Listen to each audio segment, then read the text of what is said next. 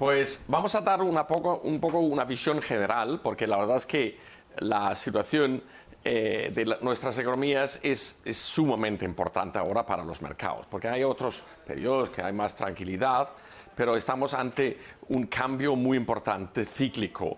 Y yo me he fijado en eso para ofrecer una idea de estrategia, unas ideas de estrategia. A ver, ¿cómo avanzo? Entonces, primero vamos a hablar de dónde estamos en el ciclo económico y el mensaje general es que estamos en un punto de recuperación. Lo digo porque podría parecer obvio, pero mucha gente lo pone en duda diciendo que, bueno, que todavía la implementación de la vacuna no se ha terminado, tenemos retrocesos. Hay miedo de inflación, que voy a comentar concretamente. Ya tiene ahí la presentación, perdón, sí, que le interrumpa, pero ya lo tiene ahí.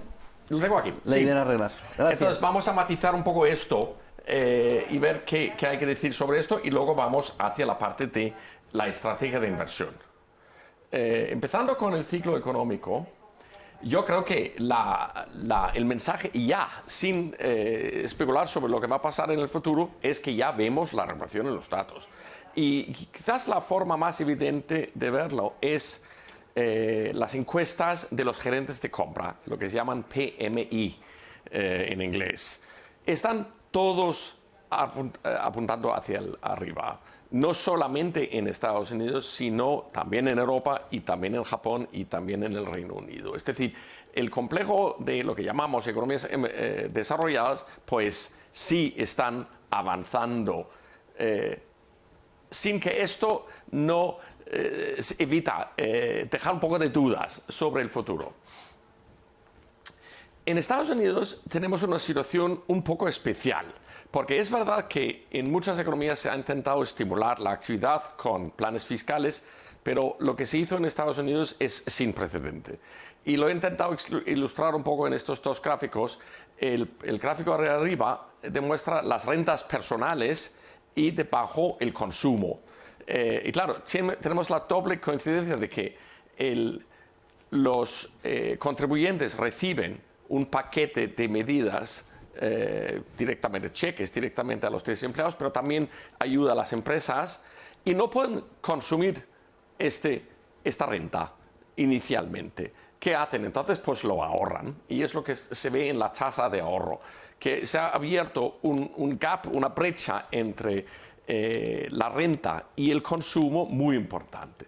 Y eso se refiere a ello como pent-up demand en inglés o una especie de demanda latente que se puede realizar. ¿Cuándo se va a realizar? Pues lo más probable es que se realice cuando tengamos ya la apertura más general de las economías, cuando podamos de verdad ir a consumir. Pero hay un bolsillo muy importante de renta que espera poder realizarse como consumo. Sin embargo, en el mercado laboral, aunque parezca que casi todo se ha arreglado en Estados Unidos, pues queda todavía trabajo que hacer. Esto es una ilustración de la tasa de paro y lo que sí llama la atención son dos cosas. Primero, la explosión del paro, que alcanzó algo así como 14% en Estados Unidos en el punto peor, pero luego también la bajada tan rápida que se hizo en la tasa de paro. Nunca hemos visto una cosa así, ni en Estados Unidos ni en otro sitio. Y ahora la tasa de paro está en 6% y es tentador decir, pues ya está casi arreglado el tema del mercado laboral. Pero yo pienso que no, porque todavía hay que tener en cuenta varias cosas. Muchos de los que estaban en peligro de perder su puesto de trabajo o directamente que fueron echados, se registraron como ya no disponibles para el mercado laboral.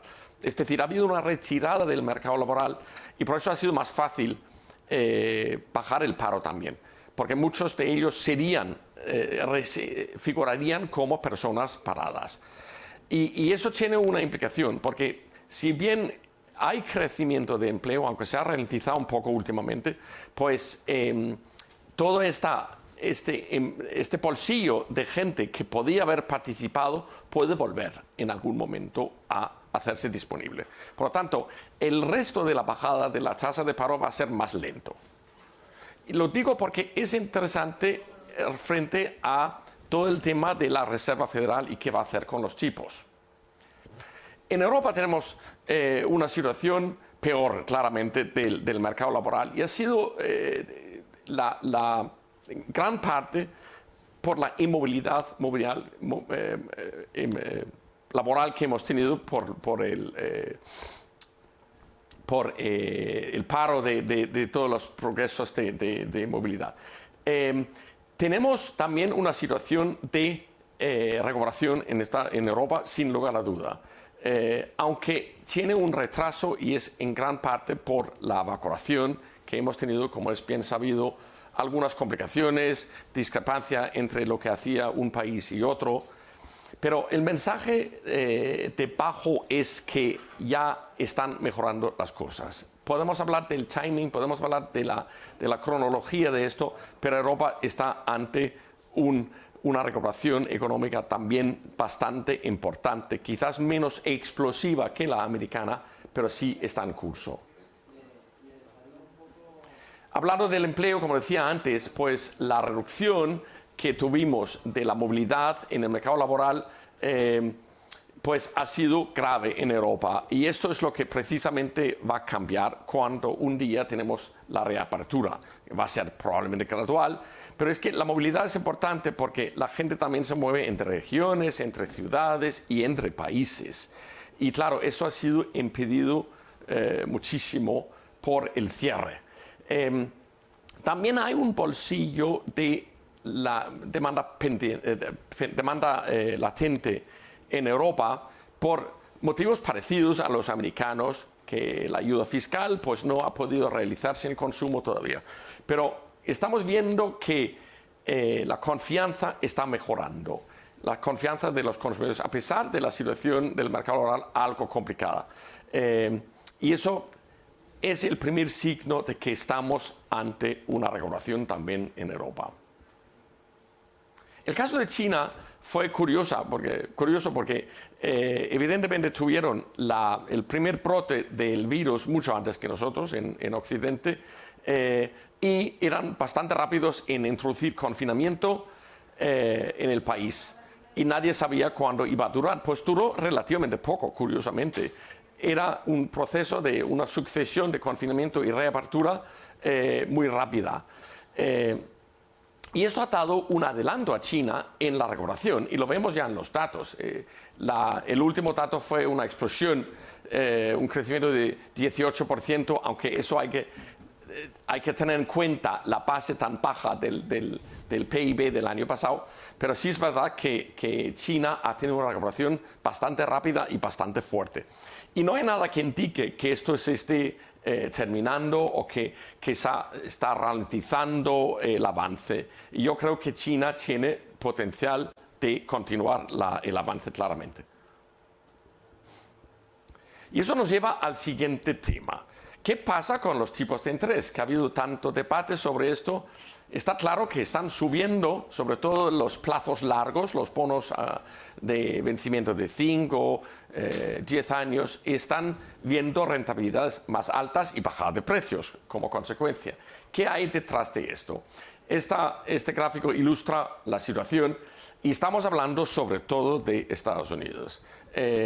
Ha habido un repunte, sobre todo de los tipos a 10 años, desde por debajo de un 1% hasta ahora 1,6, 7, 8 hemos visto en las últimas semanas. En Europa todavía no vemos mucha evidencia de esto.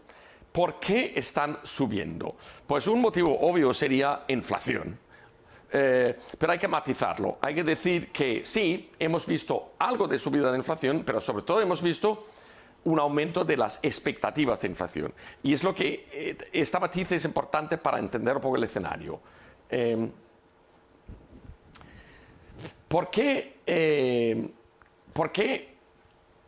¿Qué estamos viendo en el panorama de la inflación? Pues estamos viendo cierto repunte. Voy a matizar más en esto por una serie de cosas, pero hay unas cosas bastante concretas que están creándolo. Pero es verdad que incluso con el repunte de la inflación, el nivel no es alto, no es un nivel como teníamos antes en los años 70 y un poco en los 80, es un nivel bastante más bajo. Entonces, ¿cuál es la preocupación del mercado respecto a la inflación? Pues está vinculado con lo que decía antes, esta demanda latente. Si se va a realizar todo a la vez, puede ser una explosión de demanda y hay cierto miedo de lo que llamamos sobrecalentamiento de la economía. Y estamos hablando principalmente de la economía americana. Otro tema en este contexto es que durante la crisis del año pasado, la Reserva Federal hizo lo posible para aportar liquidez, porque había mucho problema, sobre todo con pymes, pero también otras empresas, y el consumo estaba amenazado por este cierre total de la economía y dificultad para poder trabajar. Entonces aportó un montón de liquidez vía sus instrumentos y eso ha hecho que la masa monetaria haya crecido más de 25%. La verdad es que esto es sin precedente en mucho tiempo. Y muchos piensan, oye, que eso es lo que me enseñaron en el colegio, ¿no? Que la masa monetaria, o en la universidad, que la masa monetaria, si crece mucho, si hay demasiado dinero cazando demasiado pocos bienes, como se dice, pues vamos a tener inflación. Sí, es un riesgo, pero hay que matizarlo. El corto plazo se caracterizará por la situación de que estamos comparando la inflación o la subida de los precios con el año pasado. Y el año pasado pasó que en marzo, abril y mayo los precios bajaron directamente. O sea que el IPC, el índice IPC, bajó casi 1% durante estos 3 meses. Ya hemos visto qué efecto tiene esto en el último dato de IPC americano del mes de marzo. Hubo un repunte bastante importante porque la base de la comparación interanual es más baja. Lo llamamos efecto base. Pues este efecto base va a estar influyendo mucho en el panorama a corto plazo. Y podemos tener lecturas por encima de 3%.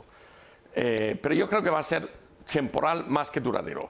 El largo plazo será una vuelta a la economía normal que tenemos con más moderación y con los factores que han sido muy importantes en la inflación como efecto de China en el mercado internacional, el outsourcing, etcétera, etcétera, el efecto de la tecnología. No parece probable que vayamos a tener una inflación ya bien por encima de 3% de manera duradera. ¿Qué entonces hará la Reserva Federal? Pues la Reserva Federal esta vez dice, oye, que no tengo prisa con subir los tipos porque quiero ver también la recuperación del mercado laboral y además, si hay un poco de exceso de inflación a corto plazo, pues es perfectamente aceptable para nosotros. La Fed, hay que recordar, lleva años frustrado por la deflación, por el miedo de la deflación. Por lo tanto, probablemente no van a hacer algo a muy corto plazo. ¿Qué efecto tiene todo esto sobre la bolsa? Pues si uno mira el muy largo plazo de la bolsa, el hecho de que hayan bajado ya secularmente los tipos largos seguramente ha sido un apoyo para las bolsas. Y ha sido un apoyo en el sentido de que ha ayudado a que suban los múltiplos o los PERs de la bolsa. Y claro, dando la vuelta al argumento, si ahora suben los tipos mucho, podría perjudicar algo la bolsa. Pero hay que matizarlo, porque también hay que tener en cuenta que la subida de los tipos tiene que ver con la actividad. El hecho simplemente que hay una recuperación fuerte ha hecho que cuando eliminamos la inflación del tipo de cambio, del tipo de interés, pues los tipos reales también han subido. Y eso no es una mala cosa, es un dato positivo para todo lo que es inversión. Eso provoca la cuestión, ¿dónde invierto? ¿Dónde está el valor? Y he usado adrede la expresión valor porque voy a hablar del tema de valor en la bolsa, ¿no? Para ponerlo en perspectiva, el 2020 quizás fue el mejor ejemplo que hemos tenido nunca del papel de la tecnología. Cuando no puedes ir al trabajo, cuando no puedes hacer compra, cuando no nos podemos juntar, pues la tecnología puede sustituir todas estas actividades. Y lo ha hecho de forma estupenda. Pero también hay que pensar que cuando las cosas se normalicen, una parte de esta cuota de mercado que ha ganado la tecnología se va a perder. No se va a perder, va a volver a los sectores más clásicos. Y es lo que yo pienso que va a pasar en el siguiente año.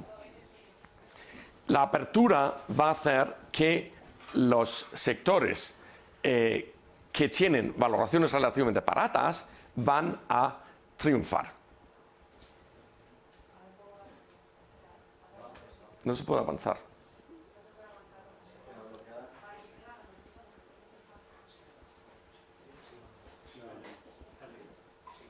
Sí, ya lo ponemos. ¿De qué estamos hablando? Pues estamos hablando de la apuesta a largo plazo por valores que tienen cotizaciones relativamente baratas, que tienen valoraciones bajas. Y es lo que normalmente llamamos valor o value en inglés.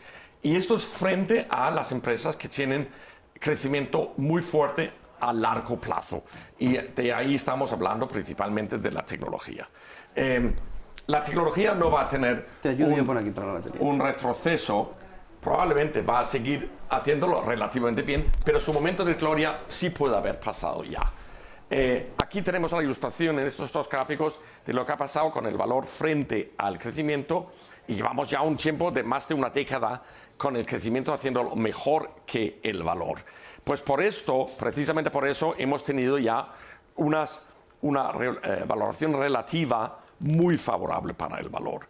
Y quizás esto, junto con la situación en general, pues favorece mucho el valor.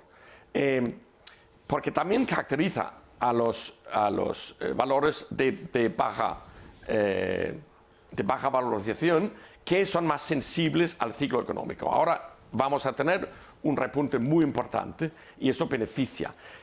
Valores con valoraciones más favorables tienen mejor resistencia a la subida de tipos, que también favorece. Por lo tanto, se juntan una serie de factores. ¿Qué sectores de la bolsa? Pues esta pregunta se deriva un poco de lo que acabo de decir, porque podemos identificar dónde hay más valor. Hay valor en varios sectores, pero principalmente lo vemos en el sector financiero, en la energía y la industria. Es probablemente donde hay más valores concretos que son interesantes. Los dos sectores han tenido muchos problemas. El financiero, por la crisis, la regulación, los tipos bajos han sido perjudiciales para los beneficios de la banca, y por otro lado, el sector de energía claramente ha sufrido el descubrimiento del shale y presión a la baja de la energía. Pues ahora se avecina un repunte importante de la economía, cierto repunte de los tipos de interés, y va a beneficiar ambos sectores. La verdad es que si uno ve el comportamiento de los sectores diferentes, en este caso he elegido el Standard & Poor's, se ve que ya está pasando una rotación de los sectores que eran los ganadores en 2020 a otros sectores. La energía, por ejemplo, que era el gran perdedor del año pasado, pues ha batido casi todo este año. El sector financiero también ha vuelto a tener muy buen comportamiento, la industria, y sin embargo la tecnología no lo hace mal, pero lo hace mucho más parecido al mercado en su conjunto. Pues estas ideas de elegir valor frente al crecimiento y apostar por una composición sectorial determinada, pues también debe instruir un poco nuestra diversificación internacional. Porque si uno compara Estados Unidos, por ejemplo, con Europa, con los emergentes, pues vemos que hay mucho más ponderación en tecnología en Estados Unidos y menos, por ejemplo, en financieras. Esto debe ser motivo de decir, oye, voy a tomar una pausa quizás con Estados Unidos, o no salir del mercado, pero no ponderarlo tan fuertemente como he hecho antes. Esta ilustración va en este sentido también. Las valoraciones relativas entre los bloques Estados Unidos, mercados emergentes y otros desarrollados dicen que Estados Unidos se identifica como el bloque más caro de momento. ¿Qué pasa con los emergentes? Pues es más complicado, porque es un complejo con muchas cosas en juego. Sobre todo, evidentemente, el papel de China, porque China no es un emergente como los tradicionales. Pues su recuperación es importante para la recuperación de los demás emergentes, porque China compra mucha materia prima y su recuperación es un dato muy positivo. Pero también hay que decir que los problemas de implementación de la vacuna en muchos de los emergentes están frenando su recuperación. Luego, combinado con esto, los tipos más altos que han fortalecido algo el dólar últimamente, pues también son un poco un viento en contra para los emergentes, cuyas divisas se debilitan, tienen que subir tipos, etc. Por eso, yo pienso que los emergentes no hay que dejarlos porque tienen unas valoraciones muy interesantes, pero hay que entenderlo como una apuesta un poco más a largo plazo. En conclusión, pues podemos hablar de la cronología de la recuperación entre los bloques diferentes económicos, pero está en marcha y vamos a tener una recuperación global, no solamente de regiones. El monstruo de inflación da cierto miedo y yo lo comparto, pero también hay que mantener la calma y decir, oye, que hay para inflación a largo plazo, pues probablemente no. Un repunte sí podemos tener, pero no mucho más. La renta variable presenta un perfil más atractivo ahora, precisamente donde ha sido más aburrido en los últimos años, es decir, los valores de valoraciones atractivas les toca ahora, yo creo, y quizás reponderar un poco menos hacia Estados Unidos, más hacia Europa y más hacia los emergentes. Y con eso concluyo. Muchas gracias. Muchas gracias por esta ponencia, Enric Lumholt. Hay varias preguntas. Nos preguntan desde YouTube, ¿qué opina de las megatendencias? En el sentido de la energía, por ejemplo, infraestructura, esas cosas, ¿de qué estamos hablando? No, de las megatendencias de inversión, de cuáles son las claves para buscar grandes megatendencias que permitan una rentabilidad a medio y largo plazo. Bueno, aparte de lo que he dicho, que quizás no es megatendencia, es una cosa un poco más coyuntural, pero yo creo que estamos hablando de un horizonte de 1 o 2 años que sí puede continuar lo que acabo de decir. Pero hay otras tendencias, está claro. Yo creo que todo el tema de medio ambiente va a tener un papel muy importante. Y hay mucho más concienciación de esto y todo el sector de la energía. Yo estoy hablando del sector tradicional ahora y a corto plazo. A largo plazo va a haber un cambio enorme. Sí, nos preguntan en concreto por el envejecimiento de la población del sector salud, si algún día podría incluso superar a la tecnología. Hombre, yo creo que es un tema importantísimo y ahora con el COVID, la pandemia, ha puesto mucho énfasis y sin embargo la farmacia no ha hecho muy bien todavía este año en la bolsa. Yo creo que es una buena apuesta para el largo plazo porque se va a enfatizar muchísimo y hay un elemento tecnológico muy importante en todo lo que es salud, ¿no? Porque hay mucha investigación detrás. Y yo creo que sí, es una de las megatendencias, aparte de lo del medio ambiente. Sobre bancos centrales, nos preguntan desde Twitter, ¿cuándo acabará toda esta locura de estímulos que están inyectando a la economía? Pues la locura no va a terminar todavía, yo creo.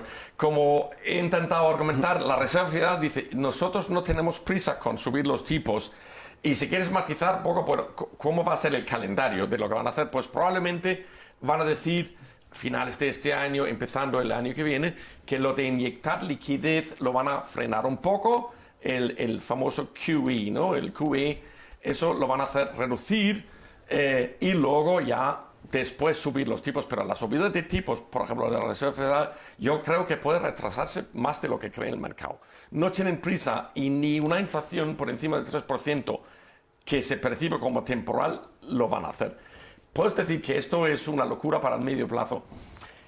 Hay opiniones de todo tipo. También es verdad que estamos en una situación ya de pandemia y hay que hacer lo posible para rescatar la economía. A largo plazo, yo estoy algo de acuerdo. Seguir con los tipos tan bajos no es aconsejable a largo plazo. Ahora, no estamos ahora en el largo plazo, estamos en una situación de emergencia muy concreta, ¿no?